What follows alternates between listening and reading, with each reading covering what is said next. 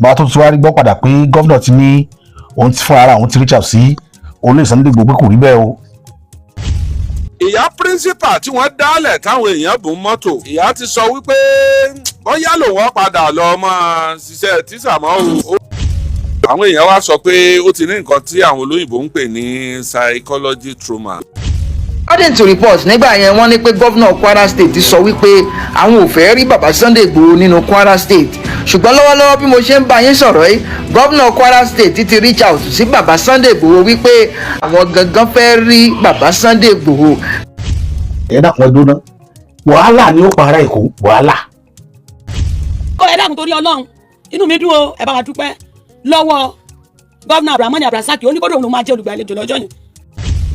attitude kan náà ìjọba Nàìjíríà rẹ̀ pé wọn ò kí ń rí títí ẹ̀mí wọn ì ríro àfi irun tí wọ́n nìkan. Okay, out of 19 governors we have in the northern Nigeria, we have 11 Fulani governors. Sunday Igboho ń bọ̀ wá Kwara, Sunday Igboho ń bọ̀ wá bá wa ṣe. Ṣé wá rí ẹ̀rín yìí?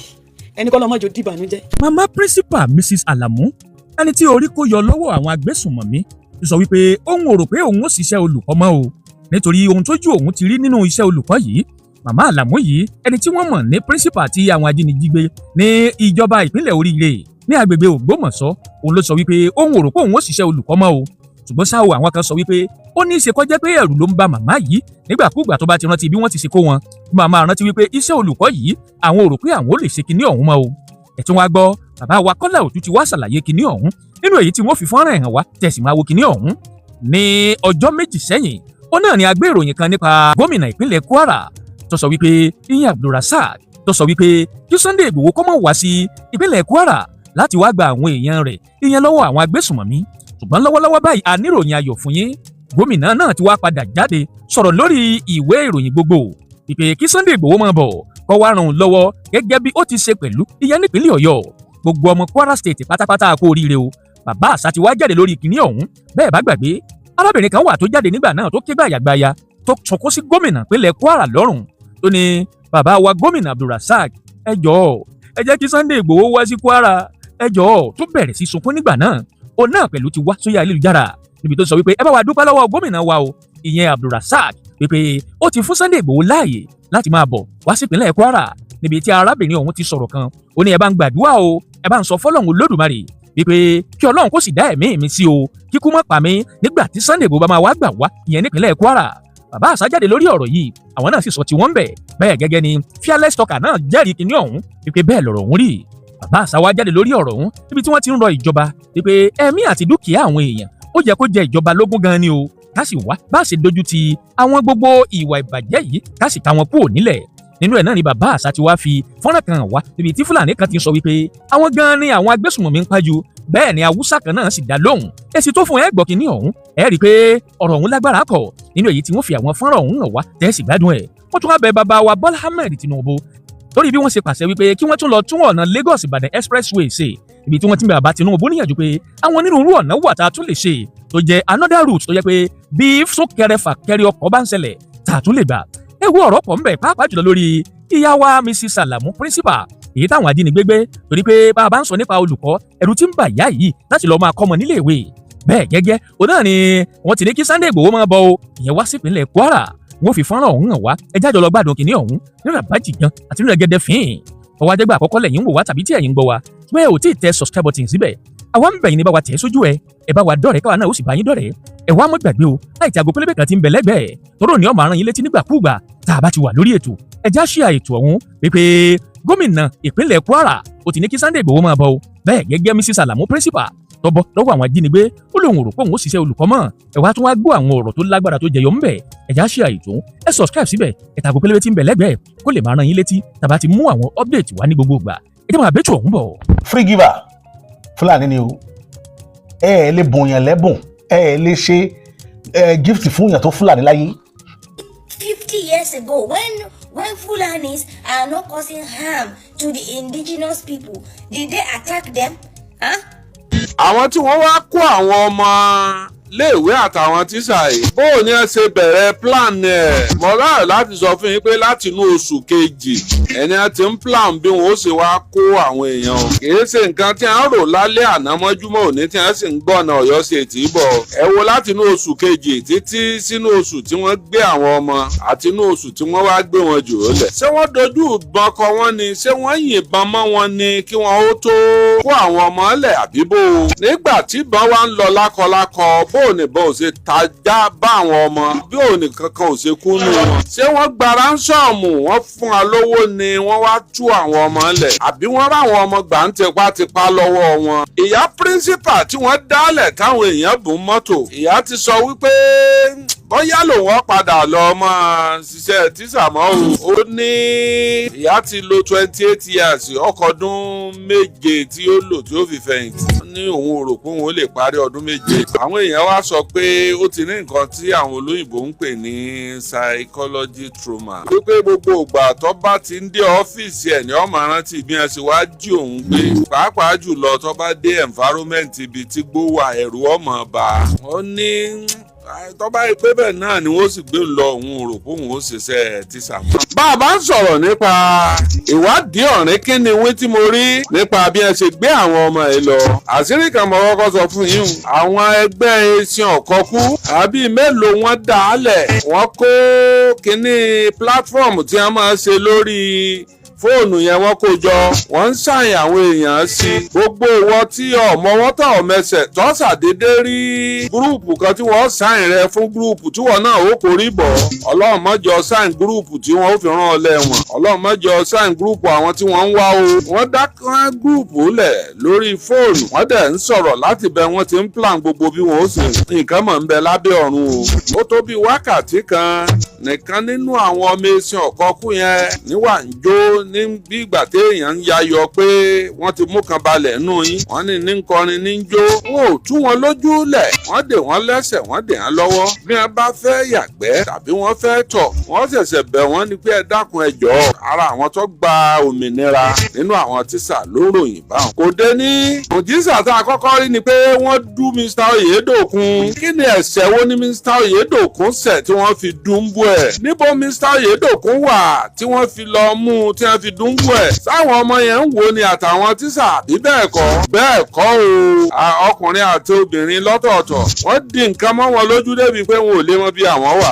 ẹ̀ṣẹ̀ tí Mr. Oyedokun ṣẹ̀ tí wọ́n fi pa á ní fanáfanṣu ni wípé nígbà tí wọ́n kó wọn sórí mọ́síìnì kí wọ́n tó kó wọn wọ́n sọ pé kí kálukú kó fóònù ẹ̀ wá wọ́n ní Mr. Oyedokun ò fi fóònù tiẹ̀ sílẹ̀ ẹni tó wá gbọ́n lórí mọ́síìnì bóyá fóònù Mr. Oyedokun ríǹgì ṣẹ́wọ̀n pé tíṣẹ̀lẹ̀ bá ṣẹlẹ̀ bẹ́ẹ̀ yẹn kálukú ọmọ pé lákọlákọ ń bolẹ̀ wà kò lè gbé fóònù mọ́ fóònù ń ró lákọlákọ lọ́wọ́ ẹ̀ nínú àpò ẹ̀ ní ẹ̀ sì ṣe dénú gbó tán lẹ́ni tó gun mọ́síìnì àtàwọn ikọ̀ ẹ̀yẹ́sìn ọ̀kọ́kú tí wọ́n gbé wọn lọ sọ pé òun fura pé fóònù ń bẹ lára Oyedokun eré ni àbí àlọ́ wọn kọ́ bàkú ẹ̀ wọ́n bá fóònù wọ́n sì bí léèrè wípé nígbà wọn ní kálukú ó fi fóònù ńlẹ̀ ọ̀gbọ́n ni ó lóun ọ̀mọ̀gbà náà tí wọ́n ní wọn ó fi fóònù inú bí ọ̀gá wọn pátápátá ó ní bóun ọ̀bá tiẹ̀ nípa ẹnìkankan òun ó fi ọjọ́ fin káwọn èèyàn ó lè bá a mọ̀ wípé kódà kéèyàn máa parọ́ lórí fóònù tó wà lápò ẹ̀. lójijì wọ́n mú kúrò láàrin àwọn tí wọ́n kó sí.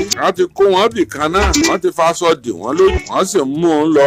wọ́n ló bẹ̀bẹ̀ kódà wọ́n fọlọ́ ń bẹ̀ wọ́n. wọ́n ní wọn ò gbọ́ ọ̀gá wọn ti fún wọn ní ọ̀dà pé kí wọ́n lọ yanjú ẹ̀. wọ́n mú débi tí wọ́n ó ti yanjú ẹ̀. wọ́n gbọ́ tí ń pariwo lọ ẹ dákun ẹ jọ̀ọ́ ẹ dákun ẹ jọ̀ọ́. ariwo làwọn ọmọ iléèwé ẹ̀ gbọ́ àtàwọn píríncípà. wọ́n gbọ́ ariwo gbáriwo títí nígbà ọ̀dẹ̀ kan ariwo yẹn lọ òkè lálálálálá àyún ni wọ́n rí wọn ọ̀rá bọ̀. ìjọba náà wá ní bí kinní ṣe ń lọ ìjọkọ̀ọ̀kan kí wọ́n pa àwọn ẹni ìsanra ẹ̀. níbẹ̀ ni native intelligence ti wọlé nínú fóònù tí wọ́n fi ń bá wọn sọ̀rọ̀ nínú fóònù nọ́mbà ọwọ́ wọn wọ́n tíráàkì ẹ̀ pẹ̀lú àṣẹ àwọn ọlọ́pàá wọ́n sì mọ gbogbo ibi tí wọ́n fi tẹlifóònù yìí bá sọ̀rọ̀ wọ́n sì wọ wọ bàálù lọ wọ́n sì ń lọ kó àwọn èèyàn wọn. nígbà tí wọ́n wá kó àwọn èèyàn wọn tó tẹ́jọba lọ́rùn, ìjọba wá láwọn fẹ́ bá wọn ṣàdéhùn, àwọn fẹ́ bá wọn sọ̀rọ̀ lórí fídíò call. tí wọ́n bá ti bá wọn sọ̀rọ̀ lórí fídíò call ní tí wọ́n bá fẹ́ gbà kí wọ́n já wọn gbọ́. wọ́n gbé fídíò, ìjọba náà gbé tiẹ̀ fídíò, wọ́n wá ń ṣò àwọn èèyàn wọn fún wọn. sẹ́ẹ̀mẹ́nì. àwa lé èèyàn lọ́wọ́ yín, ẹ̀yin náà lé èèyàn lọ́wọ́ wa. tí ẹyọ kan tó bá tún kú nínú àwọn èèyàn tó wà lọ́wọ́ yín, gbogbo àwọn tẹ́ ń wò yìí ẹ má sunkún wọn o, àwọn náà ti lọ nìyẹn. Mr. Oyedokun bóun ṣe lọ́nu, wọ́n yanjú ẹ̀, wọ́n sì pa fáìlì rẹ̀ déwájú Ọlọ́run. That was the end of Mr. Oyedokun. olùkọ́ ẹlẹ́ẹ̀kejì bóun ni a ṣe pa kí lòun ṣe. ìjọba àtàwọn agbésùnmọ̀mí ti ń sọ̀rọ̀ ńgbà náà, ọ̀rọ̀ tí wọ́n sì ń jọ ń sọ ńgbà yẹn ni pé bí wọ́n ṣe tú àwọn ọmọ ẹlẹ̀. gbogbo ìgbà tí ìjọba ọ̀sán nǹkan kan oníkọ̀ ń lọ lábẹ́lẹ̀, lójijì ọlọ́gá wọn tún bínú ńjọ́ kan wípé àwọn sọ́jà ń súnmọ́ wọn pọ̀ jù. wọ́n ti wọ́ọ̀nù o pé bí a bá ti súnmọ́ wọn àwọn pa gbogbo àwọn tí wọ́n wà ń bẹ̀ wọn. lábẹ́ bẹ́ẹ̀ ìjọba wa lo nǹkan tá à ń pè ní native intelligence. wọ́n pa àwọn tó ní native intelligence, wọ́n pa pọ̀ mọ́ high technology. wọ́n tún na ọmú tíṣà kejì, wọ́n dúnbú ẹ̀. at the end of the day ìyá principal, àwọn tíṣà tó kù àtàwọn ọmọ gbogbo wọn pátá. ọ̀gá sọ́jà ní a kì í mú olè ká mọ́ yan. káwá pé a ti gbà wọ́n o, a ti gbà wọ́n ọmọ o. àwa rí evidence, àwa rẹ̀ nìkan kan mú. ẹ̀mí ò sì lọ sí i. a jẹ́ pé n táwọn èèyàn ń sọ yóò fẹ́ jọ bẹ́ẹ̀ nù. àwọn sọ́jà àtẹ̀yìn tó wà lẹ́yìn wọn àti ń tó wà lápá ọ̀tún ń tó wà lápá òsì, wọ́n rédíò ara wọn pé kí wọ́n máa sún papọ̀. wọ́n wá mú wọn máàrin pẹ̀lú ọ̀tá àbọ̀n. nígbà tí ọwọ́ ọ̀já dùn wọ́n káwọ́ òkè. àwọn tó kúkú nù wọn, wọ́n sì kó wọn pẹ̀lú àwọn èròjà nǹkan ogun wọn. wọ́n ní nǹkan ogun o, kìí ṣe nǹkan ogun kékeré o. bí wọ́n ṣe mú wọn rè. àṣé abẹ́ni lórí kì í fẹ́ wọn ó mú dà lọ nípàkọ́ ọ̀hún. àṣé agbésùnmọ̀mí, àṣé wọn ò fẹ́ kéèyàn tí wọ́n kú bí wọ́n ṣe dájú tó bí wọ́n ṣe ń pa àwọn èèyàn nípakúpa. ọwọ́ wọn rọ, wọn ò lè ṣe nǹkan kan mọ́. ọwọ́ adẹni tí ó rẹkùn àtẹni tí ó ta òkèèrè làwọn méjèèjì ó ti máa gbúrò ara wọn. wọ́n ní kí ni ìjọba ń fẹ́? ìjọba láwọn èèyàn tó wà lọ́dọ̀ yín, àwọn fẹ́ ní fọnáfọnsúkẹ́ ẹ̀kọ́ wọn lẹ̀. bí bẹ́ẹ̀ kọ́ ẹ fojú sunkún gbogbo àwọn tó wà lọ́dọ̀ wa yìí. ọwọ́ àwọn ọ̀rọ̀ wọn ò lè ṣe nǹkan kan mọ́. ìjọba farahàn wọn pé eléyìí ẹ ṣerémọdé o. wọ́n ní kí ni ìjọba ń fẹ́? ìjọba láwọn èèyàn tó wà lọ́wọ́ yín làwọn ń fẹ́. wọ́n lọ́dà náà kíjọba ọmọ wàá kógun bá wọn. àwọn èèyàn wọn kí wọ́n máa lọ síbi báyìí kí wọ́n lọ dúró dè wọ́n ń bẹ̀.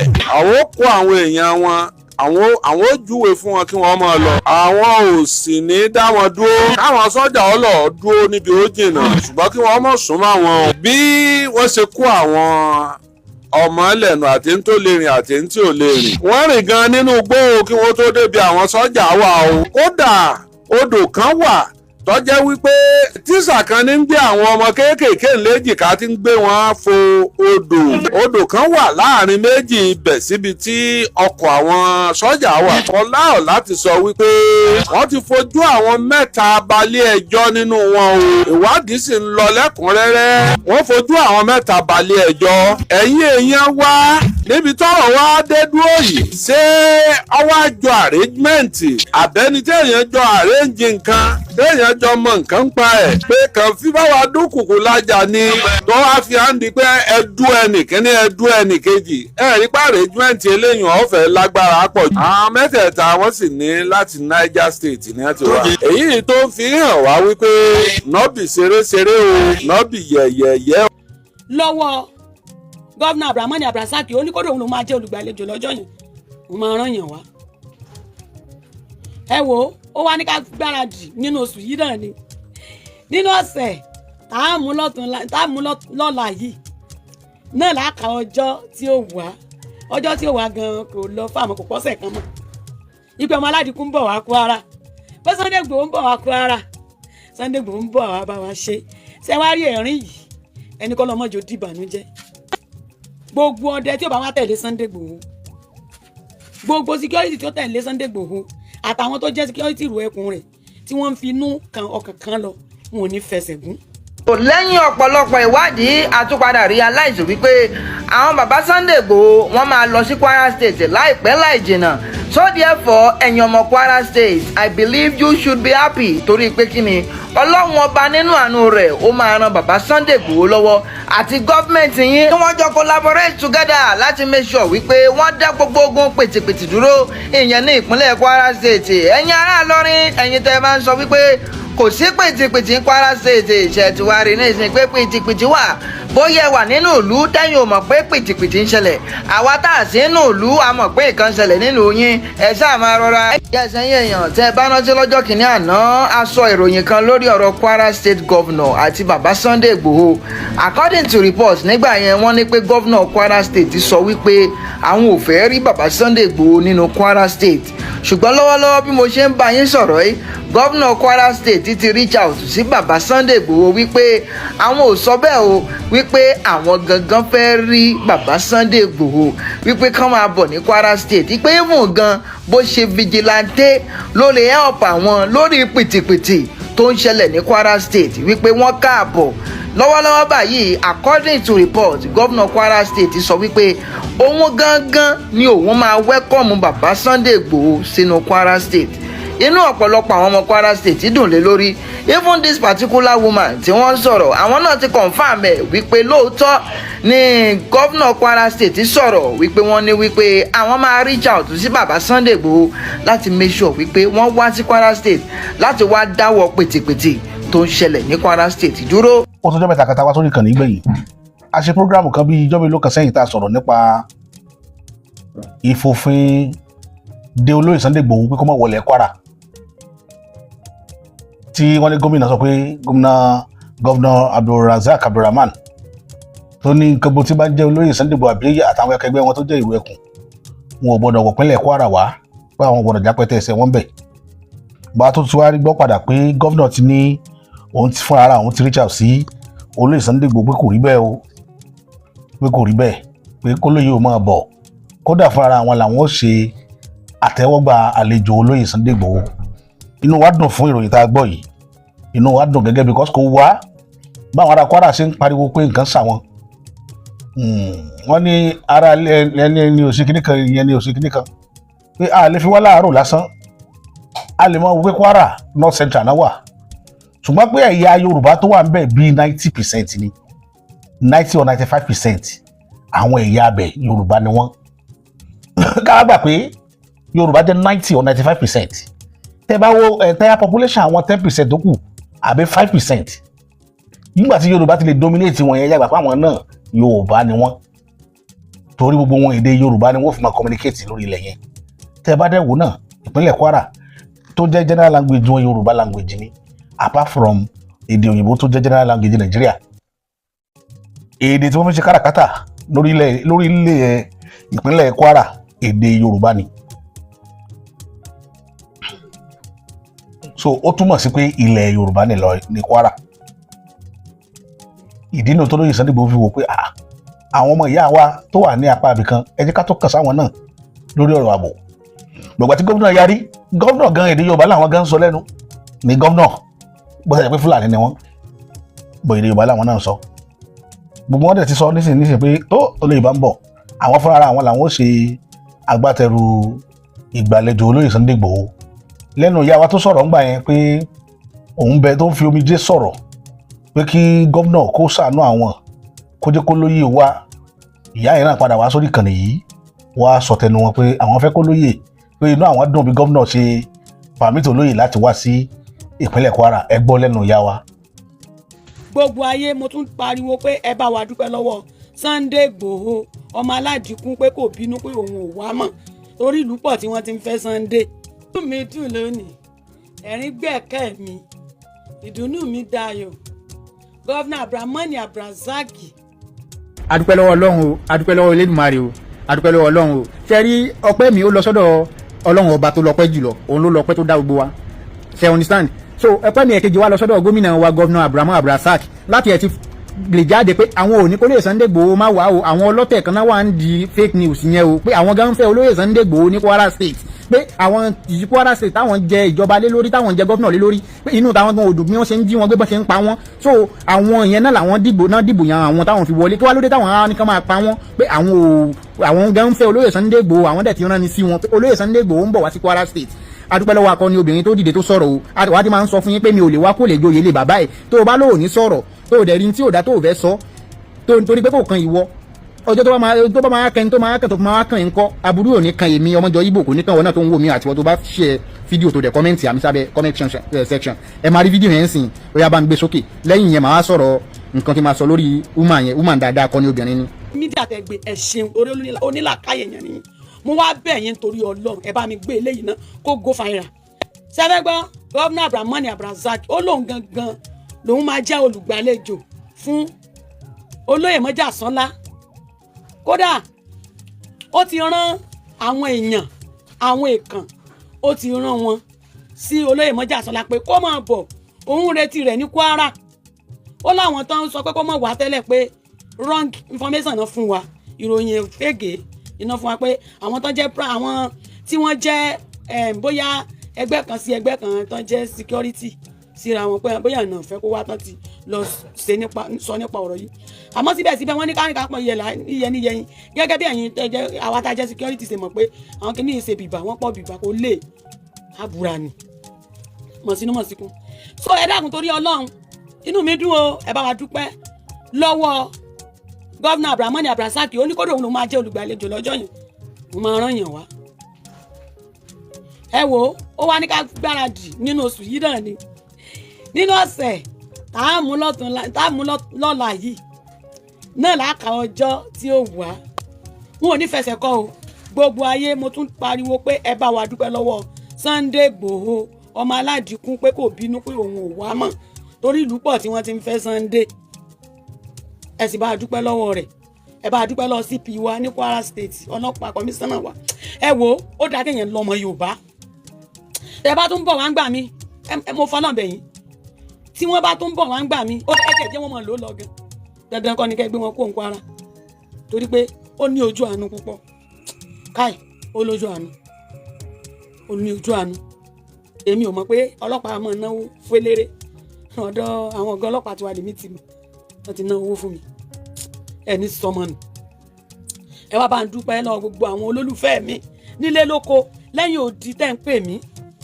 kọ́ńfàmù ni o tí ìbá wádìí kúkú ní sọ̀rọ̀ Sunday Igboho ń bọ̀ wá o ń bọ̀ wá Kwara kò kọ́sẹ̀ kan mọ́ o wọ́n ní kátíyà àjáde gbogbo ẹ̀yọ́ ọmọ ilẹ̀ gómìnà tí mo ní ẹ dìde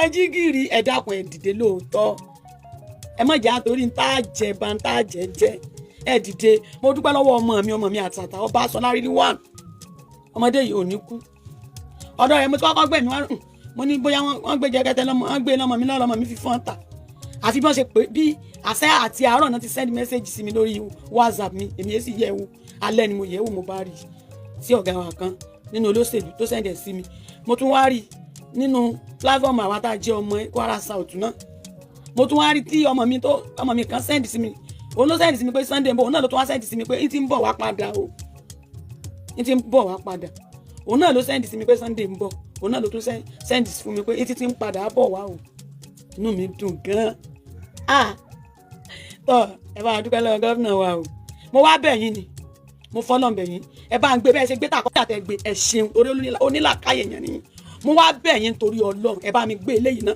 kó go viral. tó ọ̀rọ̀ lẹ́gbọ́ lẹ́nu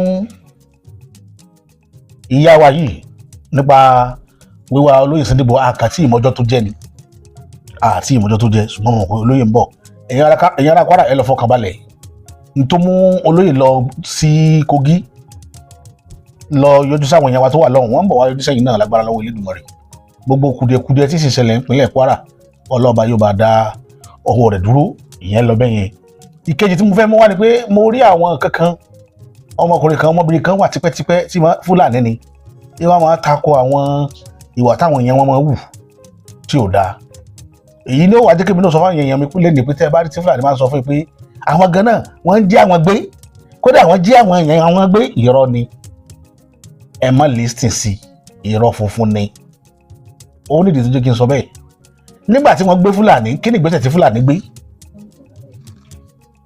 Fúlàní gbé ókè o àwọn ajínigbé tán jẹ́ Fúlàní wọ́n wá jí Fúlàní ẹgbẹ́ wọn gbé wọ́n wá béèrè ransom ìgbésẹ̀ wo làwọn èèyàn àwọn Fúlàní gbé lórí àwọn èèyàn wọn tó kidnap èèyàn wọn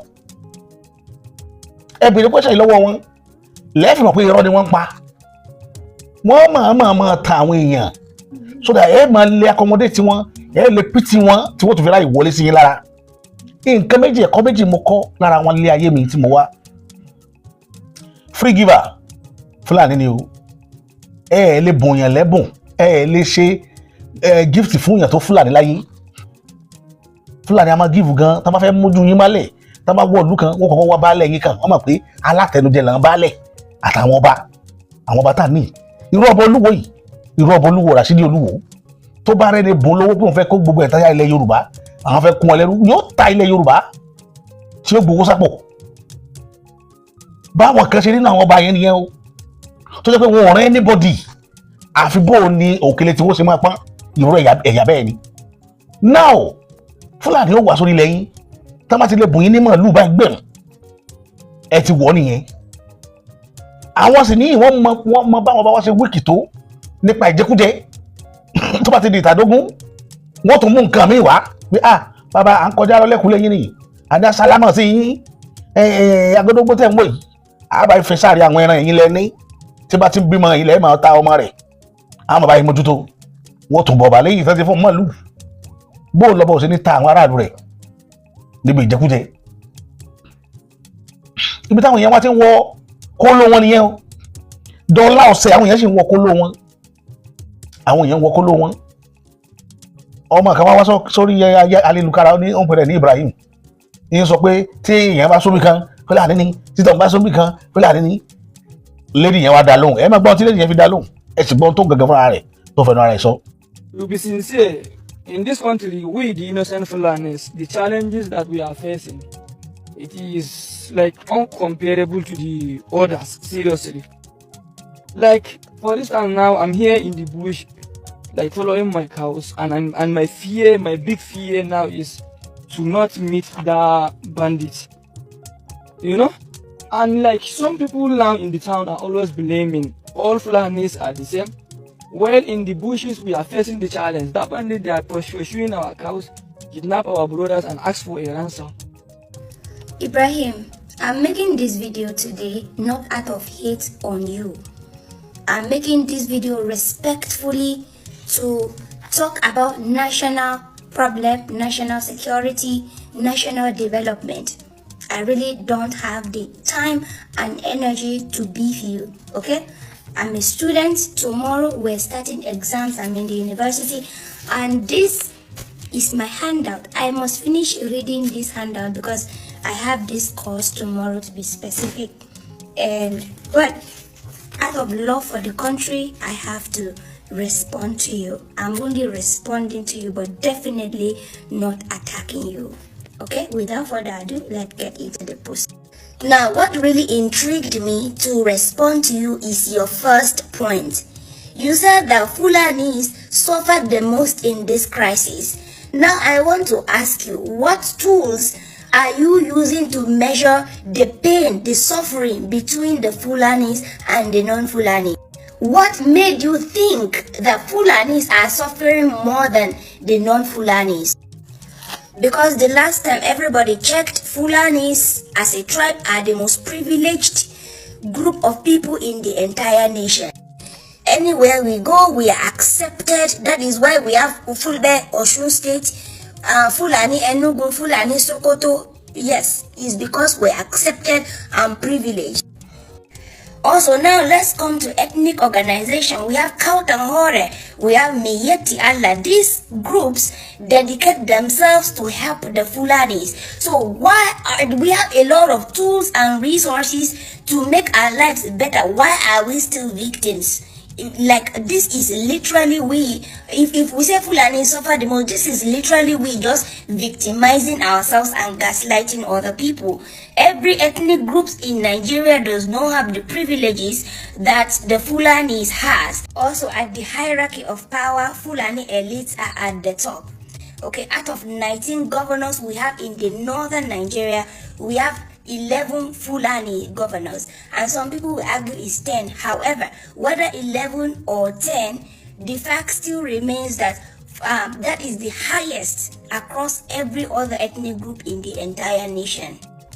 We also have the Caliphate, who is the who spearhead the religious and the Islamic religious, which is like the major religion here, and also the cultural, which is the Fulani. Fulanis are the second largest ethnic group and the most powerful ethnic group in the northern Nigeria. Also, you named concerns. I just want to say that the problems that Fulanis has is an internal problem, which is cow rustling. It happens everywhere, all over the ethnic groups in the country. Okay, Baggy people have their own internal problem. The Yoruba people, in fact, due to land grabbing and due to land problems, Yoruba people set court, actual legal systems to help them resolve land problem. Why is Fulanis not creating system of legal systems to help them in times of needs like this? So don't come and cry to other people when you have all the resources it takes to live fine. So if you are not using the privileges that you have as a Fulani person, it's not anybody's fault. Also, the IPOP group, do you know what they are doing in the southeastern Nigeria? They are very destructive, but you will never see a Biafra man coming out to say, see what IPOP people are doing, because it is not a national problem. This is an internal problem. This is Igbo wahala. So they are dealing with it themselves. All right. So what you are doing, what you are saying, is basically internal problem.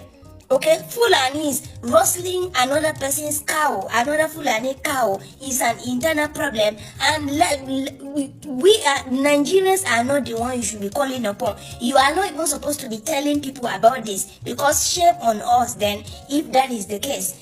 Call on the Miyeti Allah people, count and hurry. We have the Jonguros, our local chiefs. Let them resolve it, but definitely not. Don't come out and try to gaslight people.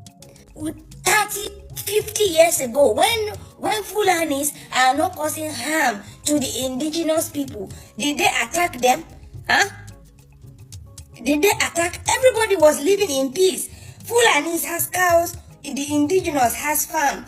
When it is time for harvest, after harvest, they leave the rest, they leave the crumbs for the Fulanis to bring their cows to come and graze on and everything. Everybody was living in harmony until lately, when Fulanis decided that okay, now they want to be the boss of the land that was hosting them. That is the problem. Okay, maybe you should start making videos calling on our leaders to fix our brethren, our brothers, members of our communities who are destroying the country. Okay, so I want to ask you, why aren't you making videos condemning the bandits? Instead, you are just being defensive. It's not all Fulanis, this and this. No, like when you show yourself as an exemption, people are gonna see you that way. You become like, how you project yourself is how people are gonna see you. So your post dismisses the pain of other people, which is gaslighting, is why I made this video. Okay, you cannot say who is inflicting the pain on the Fulanis. The pain that Fulanis are suffering, who is inflicting it on them? It is Fulanis themselves, whether directly or indirectly. lórí ọ̀rọ̀ báwọn èèyàn wọn bó ṣe ń jẹ gàba lórí àwọn èèyàn káàkiri dàlúrú dàgbòrú tọ́pọ̀lọpọ̀ nínú wọn ò ní rí, tí wọ́n dẹ̀ rí wọn ṣẹ́kọ̀ bò wọn ò fẹ́ káwọn èèyàn mọ̀ pé àwọn làwọn dá wà lálẹ́ ní gbogbo àgbègbè tán bá wà. Ẹ wá wò ó kí Yorùbá wá fi lè ṣàríkọ́gbọ́n torí àwọn bá wa baálẹ̀ wa ti ń gbà wọn lálejò, wọ́n sì ń gbà wọn lálejò dọ́là, wọ́n sì ń gbà wọn lálejò dọ́là. Ẹ wo wàhálà tó wá wà ní Kwara bó ṣe wá ṣe tó. Àáfàá Buhari ọmọ Musa gan fi ṣe wáàsí níbi tó rọ̀ yẹn lédè pé ibì kan bẹ táwọn ti rí wọn nínú igbó tó jẹ́ pé àwọn gan gbé nǹkan dání níjọ́ táwọn sọ yìí ní káwọn tó lè rí inú igbó yẹn wọ̀ àwọn láti gbé nǹkan dání pé tẹ́ ẹ bá jẹ́ olùkọ́kọ́ rí òun gan lọ́kọ́kọ́ tàbá lu yàn pé ohun tí Fúlàní dálẹ̀ ni àwọn gan mẹ́ṣẹ̀ life. So kí wàá la fẹ́ fàyọ tẹ́yìn gómìnà tẹ́ wàá gbọ́ tẹ́ mọ̀ sọ pé ẹ̀fẹ́ rẹ ni tí ó bá yín rẹ́síkì tí ó bá yín pẹ̀tù sí ìṣòro tẹ́ ẹ ní state yìí nígbà táwọn òpin apá ìjọba ọ̀ká ìdí nìyí tẹ́ fi gbogbo àwọn nǹkan tẹ́lẹ̀ tó ń ṣẹlẹ̀ wọn yẹn káàkiri lọ́dọ̀ wa a fi lè ṣe àyẹ́sí olóyè a sì fi kí wọn kó ọmọ ṣe lẹ́ẹ̀kan sí wípé àwọn ará Kwara ń retí yín láyọ̀ ìrìn àjò náà ó jẹ́ lágbára lọ́wọ́ Elédùmarè Ọlọ́run títí ń fún yín ṣe látẹ̀yìnwá kò ní padà lẹ́yìn yín torí gbogbo ẹ̀ náà ẹja fi sọ́wọ́ Elédùmarè àgbà pé òun lọ́ba tó láṣẹ lórí gbogbo nǹkan òun lọ́ba tó lè ṣe nǹkan òun náà láṣẹ kan mọ́kù ọba tí kì í rìgírẹ́tì ọba tí kì í fi tó dábúra Elédùmarè tiwa mò ń máa ń sọ gbogbo ìgbà Elédùmarè tiwa kì í falẹ̀ àtọ̀sán búra ó jẹ́ nǹkan kan tó yẹ kẹ́yìn èèyàn kẹ́ lọ notice nípa Elédùmarè táwọn kéèpè nílẹ̀ Yorùbá kò ní falẹ̀ búra kò sì ní fọ̀sán búra kò ní fi tó dá kò fi búra láéláé kì í sì búra toró lágbára lórí ìbúra òun lágbára lórí ìbúra kì í fi nǹkan kan búra so Elédùmarè tiwa nù tá a gbà fún ọba tó gbọngbọ́n ni tí ò fara ti kankan ọba tí kì í ké ọba tí kì í jẹ̀bi ọba tí kì í sunkún ọba tí kì í pa ọba tí kì í complain bọ́lá ọba tí wàá ṣe rí nìyẹn tó gbọngbọ́n gan kò sí tí ò lè ṣe ọba tí ń sọ̀dá tí tó ń rọ̀jò lọ́ba tiwa so bó ṣe rí nù mi ò mọ tàwọn ẹlòmíì o léèdè mi ò dẹ̀ rí stéètì kan tí mọ́tò ní wá láti bẹ̀ wá sílùú Èkó níbi tó náà yẹ bísí dé now láàrin èmi àtẹ̀yìn tẹ̀ ń wò mí yìí kí lẹ̀yin rò pé ìjọba lè ṣe sírò ojú ọ̀nà bẹ́ẹ̀ kí lẹ̀yin rò pé ìjọba lè ṣe nínú èrò tèmi èmi wá rò pé ìjọba yẹ ká wá alternative route ni nítorí anytime any day tó máa fẹ́ ṣe maintenance ọ̀nà yìí kò sí ni kí wàhálà mọ́ wà tó lè tí mo sábà la ẹ̀mí lọ nígbà míì ìjọba wa mo rí attitude kan náà ìjọba Nàìjíríà rẹ̀ pé wọn ò kí ń rí títí ẹ̀mí wọn ì ríro àfi irun tí wọ́n nìkan ẹ bá wò ó mo mú caption kan wá tẹ́ ẹ máa wò lójú fọ́nrán yìí tí bàbá Bọ́lá Ahmed Tinubu máa mú fídíò yẹn náà wọlé tọkùnrin kan fi sọ̀rọ̀ ń bẹ̀ bàbá ti ṣe wọ́n ti bọ́nà ti give approval ni o bóyá wọ́n ti fẹ́ give approval ni lórí ọ̀nà Ìbàdàn Lagos Expressway a gbọ́ pé wọ́n náà fẹ́ ṣe àtúnṣe lórí ọ̀nà yẹn eléyìí jẹ́ ìkọminú gan lọ́pọ̀lọpọ̀ pé bọ́ọ̀ ni ọ̀nà tó ti dáa tó báyìí ẹ wòye ọdún àti àkókò tí ọ̀nà yìí gbà máa nǹkan ara gbọ̀ngàn ní ọkọ̀ pé kọ́ńtrátì fún láyé Jonathan tẹ́ni yẹn ṣe ọ̀nà yẹn títí ṣe tí ó da ọdọ púlẹ̀ ní gbogbo ọ̀nà tí táwọn èèyàn níbi lọ èpè ẹ̀mí àwọn èèyàn bọ́ lákòókò tá a sọ yìí wọn ò rán náà yẹn ṣe láti parí gbàtíjọba Buhari débẹ̀ wọ́n gbà lọ́wọ́ àwọn tán gbé ọ̀nà yẹn fún ọmọ gbọ̀ngàn tí wọ́n sọ yìí náà gbọ́nà fún gbà yẹn wọ́n gbàgbé orúkọ máa yẹn wọ́n wá dá project yẹn padà fún contract yẹn padà fún RCC ìgbà tí RCC wá gbà RCC wá ṣe ọ̀nà yẹn ó ti ṣe parí even wọ́n ti ń ṣe renovation náà máa ń ṣe lọ́dọọdún ẹgbẹ́ wọn máa tẹ̀ sí wọ́n ń ṣe gbogbo ẹ̀ maintenance ọ̀nà yẹn wọ́n ń ṣe tà ń rí bó kíni kí wọ́n ti ń jẹ wá lógún níbẹ̀ ẹ̀rẹ́ tí a fẹ́ ṣe maintenance ọ̀nà yìí kò sí ni kí ó dọ̀pọ̀ mọ́ láàrin oṣù kan ó dọ̀pọ̀ lè mú lẹ́ẹ̀mẹ́ta abẹ́ẹ̀mẹ́rin ní àwọn ó dọ̀pọ̀ ńlá ni ó dọ̀pọ̀ ńlá tó jẹ́ pé national news ó gbọ́dọ̀ gbé into èmi wá expect kíjọba tó wà ń ta lónìí rò ní wípé ọgbọ́n wo lè dá gbogbo àwọn kọ̀rọ̀ kan dún tọ́nà lè gbà táwọn èèyàn lè gbà tó lè jẹ́ tuntun ṣe táwọn èèyàn fi mọ́ tí ó fi rọ àwọn èèyàn lọ́rùn láti ti wo Èkó torí ọ̀nà yẹn the busiest road ṣé ní West Africa ni bí o tiẹ̀ jẹ́ West Africa àmọ́ ní Nàìjíríà is the busiest road ọ̀nà tó busy jù ní láti north láti south east láti south south láti everywhere ní the whole Nàìjíríà lọ́mọ́ tó ń gbà wọlé síbẹ̀ ọ̀nà yẹn busy débi pé torutoru àwọn tó nílé sẹ́gbẹ̀ẹ́ títí ń bẹ́ẹ̀ lọ bèrè àwọn náà lè ròyìn níbi tí ọ̀nà yẹn busy dé because ọ̀nà yẹn ló lọ sáfàfà lọ gbogbo ẹ̀ lọ káàkiri Èkó ọ̀nà yẹn nìkan tó wù Èkó nìyẹn tẹ́ bá bọ̀ láti Kánò tẹ́ bọ̀ láti Benin tẹ́ bọ̀ láti Enugu tẹ́ bọ̀ láti Port Harcourt ẹ̀ bọ̀ láti anywhere Ìlọrin ní Òṣogbo ní anywhere ọ̀nà yẹn gbogbo wọn gbà. Tó bá jẹ́ pé ìjọba máa rí ẹ̀mí èèyàn ronú àti wàhálà àti ìdààmú táwọn èèyàn máa ń face nígbà kan tó bá take step láti ṣe kankan, wọn ò ní máa ronú bí wọ́n ṣe ronú pé ọ̀nà yẹn o a fẹ́ contract it out fún company míì kí wọ́n bá ṣe ní concrete. Irú ilé tẹ̀sí sọ́nà ọ̀nà kí ló ń pa àdúgbò yẹn interchange lọ sí pápá aláàtó láti Ṣàgámù interchange lọ sí pápá aláàtó, ọ̀nà yẹn ò tí ì parí. Irú olú alternative route yìí rẹ kí ìjọba ó mójútó kó jẹ́ pé parí kọ́nà yẹn ó já sí Ifọ̀. Sódà àwọn mọ́tò tí ń lọ púpọ̀ náà àwọn mọ́tò tí ń bọ̀ wá sẹ́kọ̀ọ́ ni míì lọ sí Atan Ọ̀tà ìkankan, ìmíì ó lọ sí Ìdíròkò, ìmíì lọ sí Ẹgbẹ́dá Ìdímù, ìmíì lọ Yànàpájà, ìmíì lọ sí Badagry expressway. Instead of kí gọ́ọ̀mẹ̀ntì wá ṣe rọ́nà tí Dangote ń ṣe lọ́wọ́ ìkọ́wọ́ kan lójú àbí kí wọ́n kún lápá kọ́nà yẹn fi yá tí ó jásí pápá aláàtó láti bẹ̀rẹ̀ títí dé Ifọ̀ pẹ̀lú rọrùn. Ìjọba ò rí yẹn. Ẹ wá ní ọ̀nà kan yẹn tó bísí jù yẹn náà ẹ fẹ́ shut it down. Kì wọ́n ṣẹ̀ṣẹ̀ parí ẹ̀ tí pẹ́ o, ọ̀nà yẹn ò tí ì lo 2 years lá parí ẹ̀ o, kò tí ì tó 3 weeks lẹ́sẹ̀ bẹ̀rẹ̀ láti ọ̀nà yẹn láìpẹ́. Ẹ wá ní ẹ fẹ́ shut it down, ẹ fẹ́ bẹ̀rẹ̀ sí ní reconstruct again. Ẹ dákun ẹ dúró náà. Wàhálà ni ó pa ará Èkó, wàhálà ìdààmú ìpayé kéke lè fẹ́ kí àwọn èèyàn bọ̀ lọ́nà yẹn. Gbogbo chọ́ọ̀chì ayé, àwọn chọ́ọ̀chì tó lérò jù nílé ayé tá a wà tá a lò lọ́wọ́ yìí, ojú ọ̀nà yẹn ló wà o. Tọ́pẹ́ táwọn náà bá fẹ́ bọ̀rọ̀ bẹ̀rẹ̀ end of the month kí ni wọn program wọn báyìí, wọ́n shut it down ni tẹ́ẹ̀ níbi lọ. Oúnjẹ ọba Tinubu náà wá ń gbìyànjú àti tún bẹ̀rẹ̀ sí ní ṣe another new construction síbẹ̀. Kì í ṣe pé ẹ fẹ́ expand ẹ̀, níta ẹ lè ṣe tó rọrùn jù ni pé ẹ fẹ́ kún ọ̀nà yẹn. Ẹ jẹ́ kọ́ta alternative route wà, gbogbo ibi tá ń lò ń kára yẹn láti orí kára bridge ẹ̀yà ọ̀nà míì tí ó tún lọ tó ṣe pé èèyàn lọ bọ́ọ̀lẹ̀ sálágbólé. Àwọn tí ń lágbólé ò ní ìdí àti máa gba orí long bridge lọ, wọ́n á kàn yà sọ́nà àdúgbò tiwọn ní. Gbogbo nǹkan tó yẹ kẹ́ rò rèé bóyìnbó ṣe máa ń ronú nìyẹn. Kí ló dáwọ̀ yẹn dúdú tẹ́ pé kákan jókòó kákan máa ṣe gangan tí ò ní túmọ̀ tí ò ní benefit aráàlú.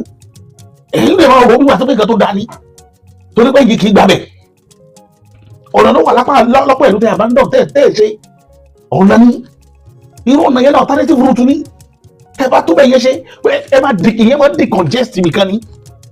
Ṣé lọ́kẹ́ decongest ọ̀nà yẹn so that bó ṣe busy yẹn kò ní busy bẹ́ẹ̀ mọ́. Ẹ wá fẹ́ mú ẹkú tó fẹ́ shut it down fáwọn ọ̀dà bẹ́ẹ̀ 4 years rí torí kò lè parí lọ́dún yìí. Ọ̀nà yẹn ò lè parí lọ́dún méjì. Kì í ṣe project kékeré. Ẹ bẹ̀rẹ̀ Ìbàdàn expressway Ìbàdàn to Lagos. Ẹ fẹ́ ṣe ní kankéré ọdún wo ni wọ́n tó parí ẹ̀? Àwọn ilé ìtẹ́ kó dání gan ẹ̀ parí ẹ̀ ẹ̀ tó fẹ́ bẹ̀rẹ̀ mí. Gbogbo ẹ̀yin tọrọ ìbákan tẹ́ ẹ bá ní Agbájá àti bàbá Bọ́lá Tinubu sọ̀rọ̀ ẹ lè bá wọn sọ̀rọ̀ torí pé bí mi ṣe ń rí kiri yẹn bó ṣe ń lọ mo ti ń rí bí wà ti jẹ́ pé owó ti máa mú nǹkan mi ìdání tí ò ní túmọ̀ kò ní túmọ̀ kankan kò ní túmọ̀ ọ̀dọ̀ bàbá yìí ò lè gbọ́ ògbò èmi kà sọ́dọ̀ sọ tèmi ẹ̀yin náà gbọ́n tọkùnrin náà sọ nípa wọn. bọ̀dà kan sọ fún yín bó ṣe kú rí. ilé smoke Igbo. tí ká bá gbéra ń bàdàn sí àbí láti bẹ́gà tó bá mọ̀ bàdàn tó bá jẹ́ ká tí ò bá sí traffic tí ò bá sí nǹkan tó ṣẹlẹ̀ ká ò lè rìn nothing less than 50 minutes tó fi máa dé Ìbàdàn. tí bọ́ọ̀sì bá rìn ní 1 hour 10 minutes 1 hour 30 minutes bọ́ọ̀sì ò lè rìn nothing less than 50 minutes or 1 hour. ọ̀nà ilẹ̀ tó ní kán tún rí approve again ẹ ṣàánú wa orí mẹ̀kúnnù gbogbo àwọn kìíní orí mẹ̀kúnnù ló ń padà bọ̀ orí mẹ̀kúnnù ló ti máa padà bounce back. yahoo ni gbogbo wa. ẹ ṣàánú wa bàbá ẹ káàárọ̀ ẹ káàsán ẹ káalẹ́ níbikíbi tẹ́ bá ti ń gbọ́ mi káàkiri àgbáláyé news tí Punch gbé ni mo fẹ́ sọ̀rọ̀ lórí tí federal government ní kán rí construct Lagos.